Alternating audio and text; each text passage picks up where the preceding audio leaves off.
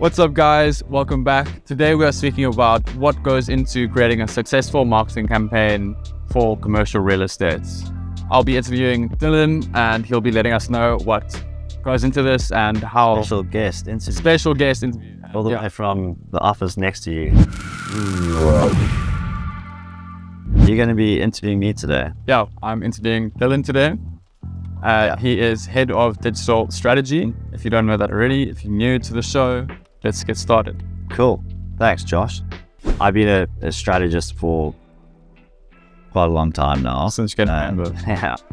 In the B2C space and now in this commercial real estate industry for like the last 2.5 years. It's wildly different. Yeah. The two places I come from, it's very, very different. And it's very, very niche in that there are a lot of barriers, I think, that we face as an agency and as strategists and as content specialists with the commercial real estate industry. And the idea here with this talk today, with our podcast today, is really about how we get you guys to start thinking as marketers, to start thinking of creating winning campaigns and campaigns that are going to really make a difference and actually generate return on investment for your brokerage or your business, whatever it might be. So, and how do we know this? Because we won an award last year. So it was under your belt. So we won an award for this campaign that we'll talk to you about today. And yeah, it was successful because we produced this return on the money that they invested into the marketing over a 12-month period. We produced a proper return for them. And we're going to hopefully help you today understanding how to put those campaigns together that's going to then eventually produce those returns. And then essentially create a campaign that wins. Yeah. You want it to win, right? Yeah. Whenever we start developing a campaign for a client, my in the back of my head, I'm starting to think of how to write the award campaign. Because if you're starting to think of what that campaign looks like as an award entry and how it could potentially win an award, then you're starting to think that whatever you're doing is going to be successful, right? Exactly. And that's the mindset you want to go into a campaign with. Not like, oh, that's quite a cool idea, let's just do it, and then hopefully that's going to happen. So you set that as your benchmark. You're not creating the campaign initially to win an award, but you keep that in mind so that you know that you are doing award-winning quality. And when you're coming up with those creative ideas, you almost want to have that in the back of your mind. Like, how would I write this? And would it sound like a really epic campaign if I wrote it as an award entry? And if it doesn't sound like it's great, then maybe move on to the next thing. So our agency won an award. Over 12 months, it achieved an extensive amount of leads, and that doesn't just happen. And you're obviously working with a client that is on board with you to achieve this goal. How did that come about initially? What was the brief? How did that kick off? Yeah. So the initial, when the client came in, the brief was, launch us into the commercial real estate space. Yeah. And as a new business, as a new business, like a brand new company launching into this world of commercial real estate is a pretty difficult thing to do, and we'll talk a little bit about why that is. But essentially, the objective was simple, bring us leads. That's your job, marketing agency. Yeah. We want leads. And that's quite bold. Let me just add that, because there's this full funnel approach that you go into, and there's obviously there's awareness, there's the whole process, and they kind of we want leads. All B2B companies, that's all they care about is leads. A lot of the B2C guys will just, they want to run full funnel. They understand it really well, why you need to do the awareness. And every single B2B client I've ever worked with is hey, where the leads to get the leads, it's dude, it's been 9 days. No one knows who you are yet. Then that's the whole thing. It's if no one knows who you are, they're not going to buy your products. Especially in today's world where reviews and influence is so important. you've got, you can research this company before you buy anything from them. So you took that into account already? We took all of that into account. We needed to think about that. And the idea, so fine, okay, cool, bring us leads. We know we need to do that. So we had like quite strict objectives for ourselves and targets. We needed to bring in 7,000 leads over 12 months. Okay, so I've changed that number slightly because we can't give you the actual numbers because we're not allowed to really do that. So, but all the numbers I'll give you today will be true, but they're multiplied slightly from the actual numbers.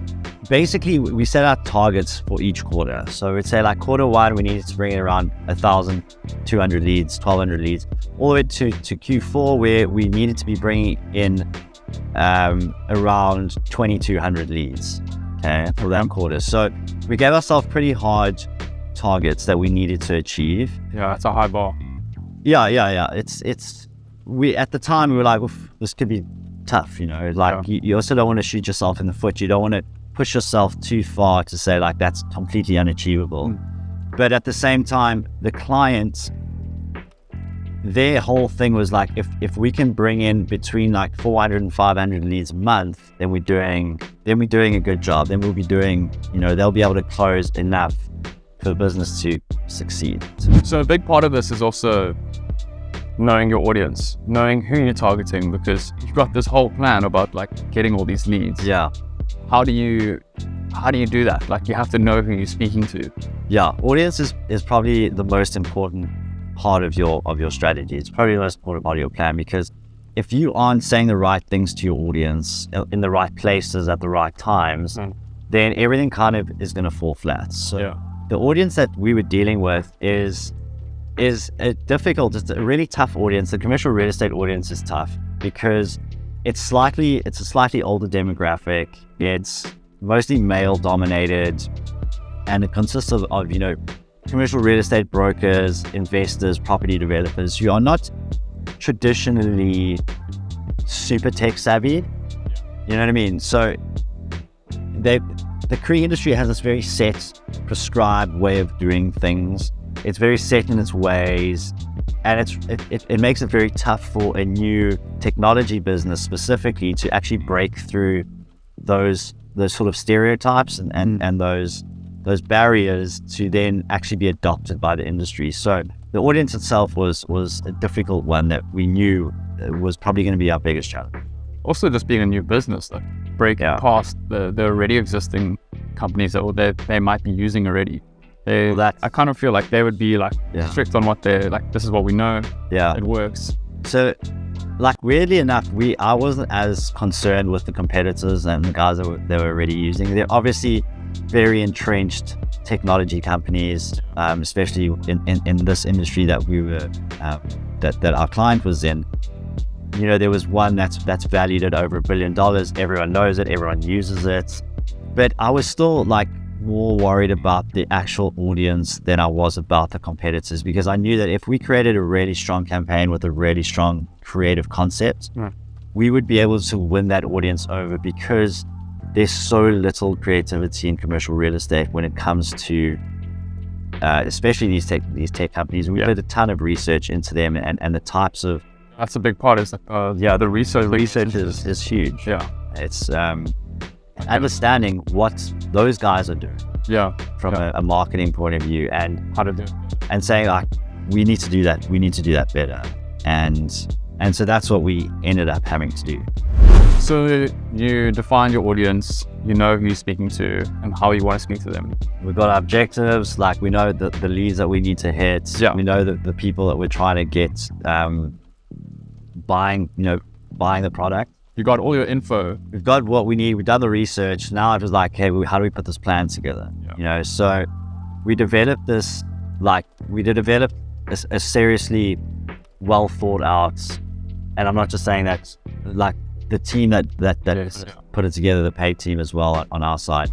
We developed this really strong sales funnel approach. And I know it's like sales funnels, marketing funnels, everyone knows them, but they really, really do work if you implement them correctly. So The idea is that we needed to build a ton of brand awareness really quickly, because as we know, like if people don't know who you are, they're not going to buy from you. And want leads straight away. And they wanted leads quite quickly. So supercharge your awareness. Exactly. We needed to supercharge that awareness, and especially for a new company. So we did that very, very quickly, and we shifted to lead conversions as well. So while we were running that awareness content, we then started shifting certain pieces to lead generation content. Sure. So we had this kind of, we were running both at the same time, which took a little while to sort of get going. But once that awareness started to really take hold, the leads started to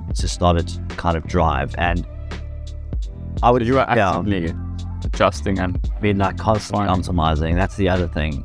It's like, you can't just write a plan and then put it out there and check it in 12 months time. It's like, oh, I wonder how this did. Yeah. Like it was like basically daily optimization, to like checking in with the team. Like, how's this ad doing? Like, what is it producing? Have we produced any leads from it? Okay, no, it's not really working. That one's working better. Let's put more money into that one. Keep the awareness going. So there was a ton of optimization going on all the time, until we got to this place where we were like, okay, this shit's working. And that is what your marketing agency should do. It's not just like here's your plan, we're implementing it. It's like we actively doing this on a daily basis. I will build a 12-month strategy, but I will build a granular, 3-month plan that we then optimize all the times. So you're building out your plan, you know your audience, you know all these things. You obviously need to communicate to these people, and you're doing this like supercharged awareness, optimizing for leads. What channels are you going with? Because there's so many options out there. What are the ones that work? And in this case, what did you choose? Yeah, so from our research, we found that a majority of this audience was on a form of social media, but that was just kind of a small cog in that machine. Yes. We knew that they were reading commercial real estate publications, online publications. We did a lot of research into those, and then obviously Google is always going to be one of the most important channels that we use, especially in any lead driving and awareness campaigns. So our Google search ads were by far the best performing full funnel approach. So from awareness driving down, like people actually like coming in as leads, and those leads, we define those leads as a free trial request. So if they requested a free trial, if they booked a demo, or if they filled out the contact us form. And that was marketing's job. Marketing's job was to bring those leads in, and then hand them over to sales, and then sales does their thing, right? And they're the closers. And as marketers, it's not our job to close that sale. We're here to bring those leads in from a digital point of view. But the Google search ads did really, really well. The display ads, the Google Display Network ads did really well from an awareness point of view. So we got them onto all these different websites. So people were seeing the brand constantly wherever they went. But naturally the search word, because there's intent behind. Exactly. So once you've got that intent and people are seeing it, then you start to get people to actually take an action from an ad. You're looking for this, like, here it is. Yeah. This is what you're looking for. Yeah, exactly. And then we did some emailers through some of the CRE publications, so the likes of BizNow and Real Deal, Globe Street. I did Globe Street. I can't remember all of them. And those are great because those are lists already established. Exactly, and that's your super specific targeting again, right? Because you've now gone from this like kind of wide approach to like, you guys have seen this stuff. We're retargeting you now through these publications, through emails. And I'm prepared to get a broad, specific tattoo on my back because that is like the way to win. It's like a recurring theme. Quite a while because it's coming up more and more. Yeah, every session we like broad, specific. Maybe we should get a big marketing funnel tattoo. I think I should. And then we ran a ton of paid social ads across LinkedIn and Facebook and Instagram.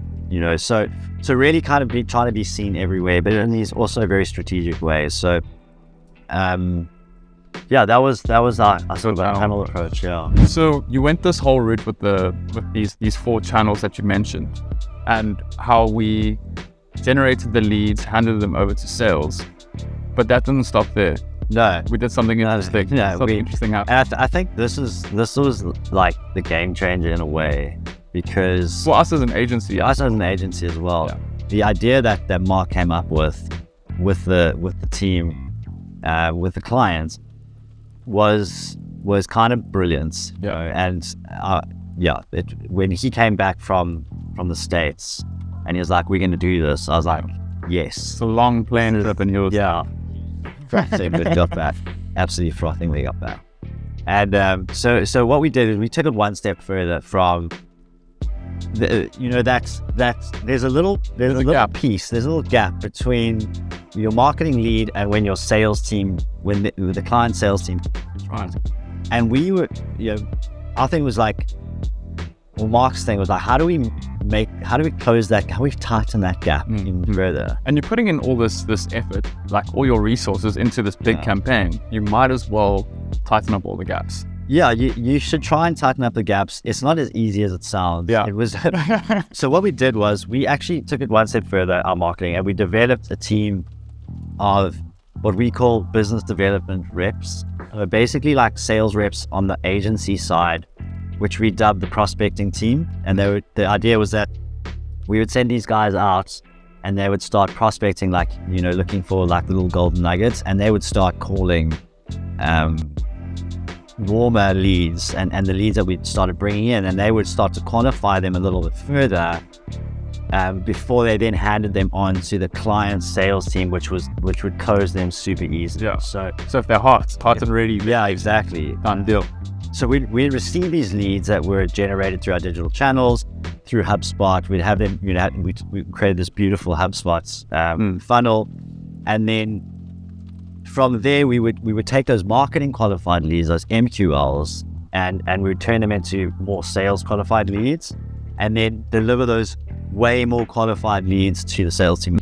So we closed that gap between marketing and sales even further, which I think has made quite a big difference. Yeah, I think that was it's bringing really good leads. Yeah, that was the foundation of that whole campaign in the long run. Yeah, that's what did it. It's quite a serious project. Yeah.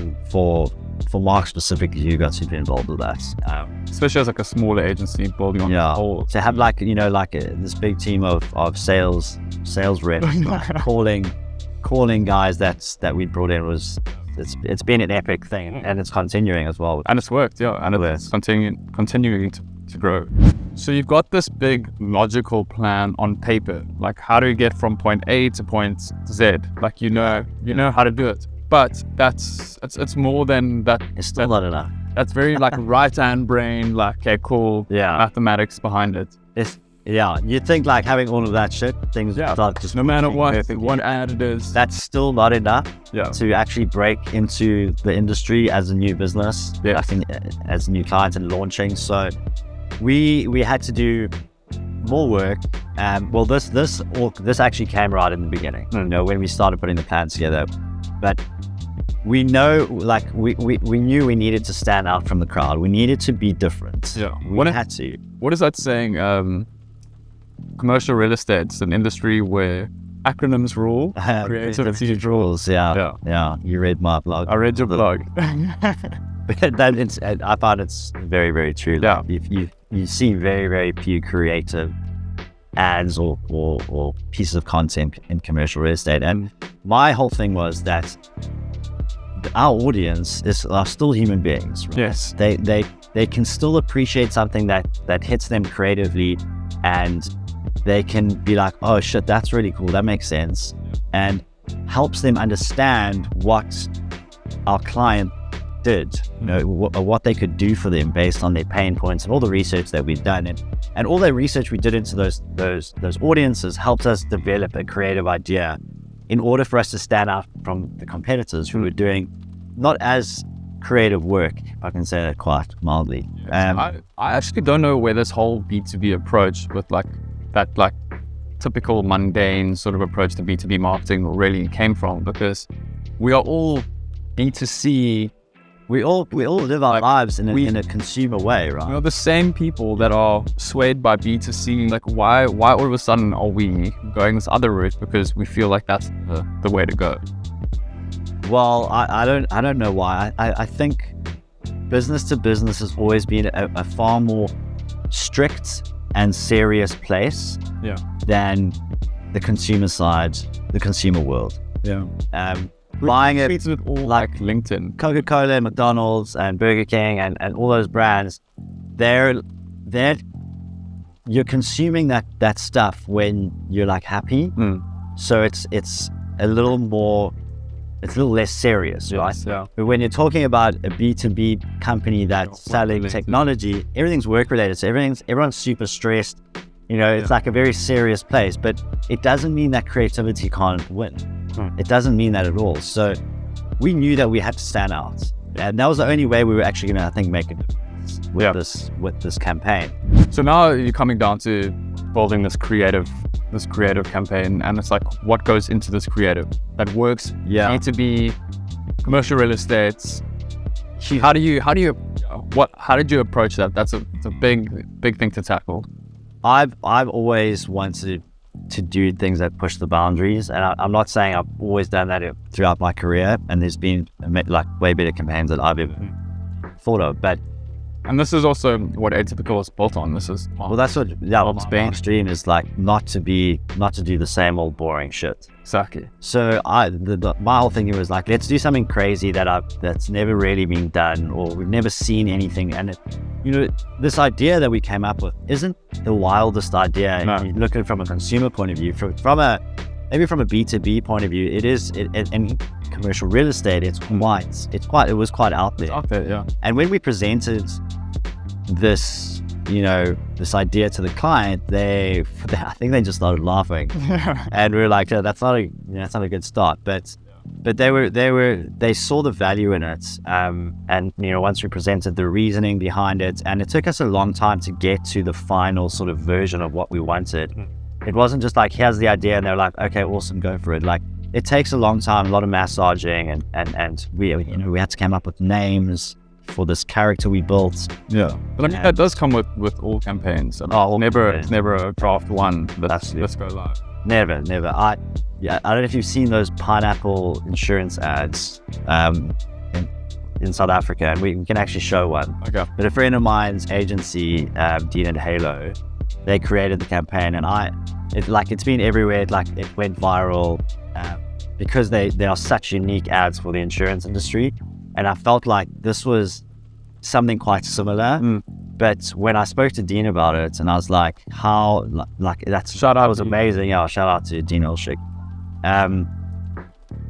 When I was like, how did that go down with the client? He was like, dude, it took us ages to try and get that through. But once they finally bought into it, like, now it's huge. Yeah. So it takes a lot of getting over that line, especially like the insurance industry, commercial real estate. These are serious people. Yeah. These are serious people. Yeah. So we developed a bit of a character that we used, and a metaphor to get what the client did to help the audience understand what they did in a really easy to understand way. And we poked a little bit of fun at the competitors and how sort of outdated